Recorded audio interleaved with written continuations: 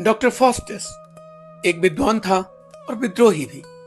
उसने law, medicine, theology, logic सब शास्त्र पर रखे थे। लेकिन क्या होता है अगर कोई डॉक्टर फास्टस जैसा विद्वान अपनी आत्मा बेच दे सिर्फ अपनी इच्छाओं की पूर्ति के लिए?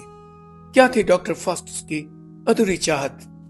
क्या शैतान से सौदा करने वाला कभी जीत सकता है दुनिया? और क्यों अपना अंत निकट देख डॉक्टर फास्टस गिड़गिड़ाया और दया की भीख मांगी, लेकिन उसे इंसानी ज्ञान की सीमाएं छोटी लगने लगी। वह चाहता था असीम शक्ति, भगवान जैसा बनना। इसके लिए उसने शैतान से समझौता किया। फास्टस ने लूसीफर के दूत मेफिस्टोफेलिस को बुलाया। उसने अपनी आत्मा के बदले 24 साल की सेवा मांगी शैतान के दूत मेफिस्टोफेलिस से। इस सौदे में मिलना था उसे ज्ञान, दौलत, सुंदर स्त्रियां और जादुई ताकतें। शुरुआत में डॉक्टर फास्टस बड़े सपने देखता, राज्य जीतने के, दीवारें बनाने के, नई दुनिया खोजने के। लेकिन असल में उसने अपनी शक्तियां तुच्छ कामों में गवा दी। पोप का मजाक उड़ाना, दरबारियों को चकित करना, खाने पीने की छोटी शरारतें। असली शक्ति होने के बावजूद उसने कोई महान काम नहीं किया। फास्टस ने शैतान के दूत मेफिस्टोफेलिस से कहा, अपना रूप बदलो, यह रूप कुरूप है, किसी संत का वेश धारण करके आओ। मेफिस्टोफेलिस ने हंसते हुए जवाब दिया, फास्टस, याद रखो, मैं तुम्हारा नहीं, लूसीफर का सेवक हूं।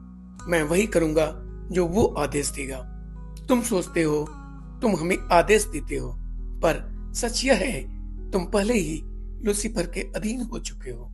फास्टस फिर से मेफिस्टोफेलिस को आदेश देता है, मैं चाहता हूं सोना, मोती, नए संसार के खजाने। मैं चाहता हूं जर्मनी का राजा बनना, पर हां, मुझे एक पत्नी चाहिए। मेफिस्टोफेलिस हंसते हुए जवाब देता है, वो सब तो हो जाएगा, लेकिन विवाह, वह तो एक पवित्र बंधन है, वह है एक औपचारिक खिलौना। मेफिस्टोफेलिस ने कहा, अगर तुम सच में सुख चाहते हो तो मैं तुम्हारे लिए सुंदर स्त्रियां लाऊंगा। यह सुनकर डॉक्टर फास्टस ने कहा, मुझे हेलेन ऑफ ट्रॉय ला कर दो, जो थी ग्रीक इतिहास की सबसे सुंदर स्त्री। और डॉक्टर फास्टस इसी माया जाल में उलझ कर रह गया। जादुई शक्ति, वासना और मजाक। डॉक्टर फास्टस ने सोचा था कि 24 साल की शक्ति अनंत सुख के बराबर है, लेकिन वह भूल गया समय